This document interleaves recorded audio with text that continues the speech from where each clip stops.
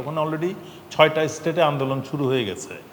এটা কোন পরিস্থিতিতে যাবে? আমি এর আগেও বলেছি যে ভারত নিজের কল্যাণ, নিজের উন্নতি, নিজের ভালোর চিন্তার থেকে তার প্রতিবেশীদের ক্ষতি করার বিষয়ে বেশি।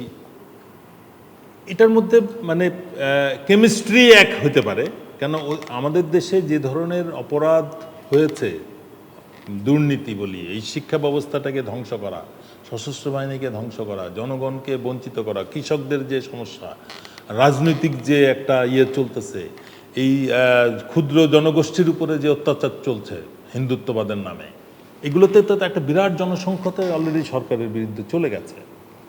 এবং এই যে ইয়েটা শুরু হয়েছে, ভারত যেহেতু একটা বিরাট দেশ, 25টা স্টেট, এখন এত বড় দেশকে বাংলাদেশের মতো শুধু ঢাকা, খুলনা, চট্টগ্রাম আন্দোলন হইলেই পরিবর্তন হয়ে যাবে, এটা হবে না। বাট ওখানে অলরেডি 6টা স্টেটে আন্দোলন শুরু হয়ে গেছে।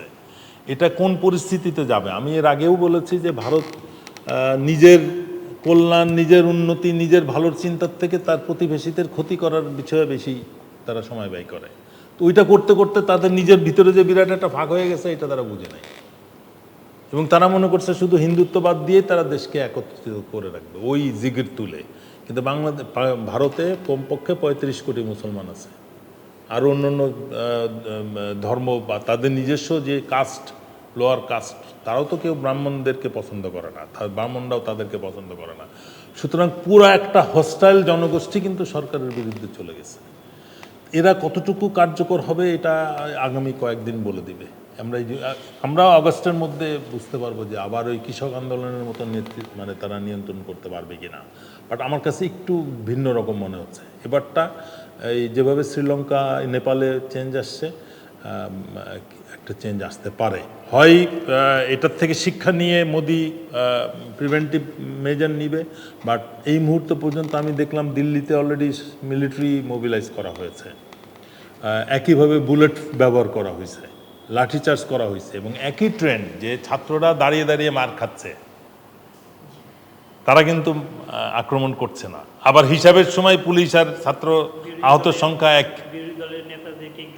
বাট একটা পজিটিভ দিক হচ্ছে যে রাজনৈতিক নেতারা সামনের সারিতে চলে আসছে। আমি মনে করি ভারতের বিরোধী দলরা এই শিক্ষাটা নিয়েছে বাংলাদেশ থেকে, যে না, আমরা ওই বি টিম সি টিমকে ক্ষমতা দিব না। স্যার, একটা জায়গাতে সেলিব্রিটিদের ক্ষেত্রে আমাদের সেলিব্রিটিরা মানে তখন শেখ হাসিনা আমি গরম পানি, আমার থ্রোট প্রবলেম, নেন প্লিজ। শেখ হাসিনার পক্ষে ছিল আমাদের সেলিব্রিটিরা, ওই দেশের সেলিব্রিটিরা কিন্তু আরও রয়েছে। একটু যদি কাইন্ডলি নিয়ে আসেন ট্রেটা নিয়ে আসেন। ওই দেশের স্যার এই সেলিব্রিটিরা তাদের পক্ষে আসে।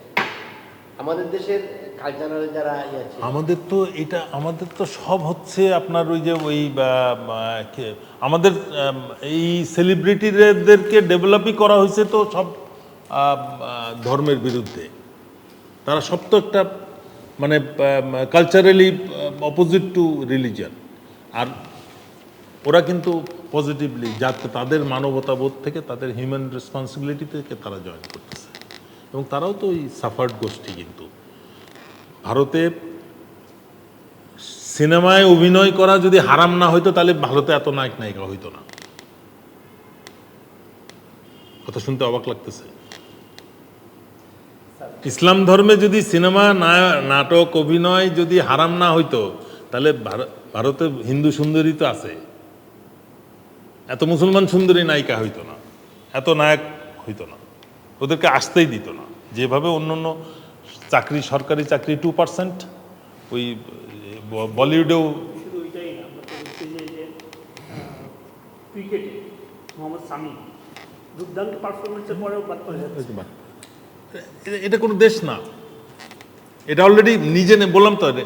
ভারতে এখন ওই যে সেলফ ডিস্ট্রাকটিভ মেকানিজম, সেনাবাহিনীতে একটা আছে, সেলফ ডিস্ট্রাকটিভ ফিউজ আছে। আমরা যখন একটা বুলেট একটা প্লেনের দিকে মারা হয়, এটার একটা টাইম আছে যে এটা যাতে আবার মাটিতে পড়ে মানুষকে ক্ষতি না করে, ওই 10 সেকেন্ডের মধ্যে এটা টার্গেটে পৌঁছাবে, নাহলে 10 সেকেন্ড পরে নিজে নিজে বাস্ট করবে। তো ভারতে এরকম একটা সিস্টেম অলরেডি কাজ শুরু হয়ে গেছে যে ওরা নিজেরা ডিস্ট্রয় করে ফেলবে নিজেদেরকে, ওদের এই রাজনৈতিক প্রজ্ঞার দুর্বলতার কারণে।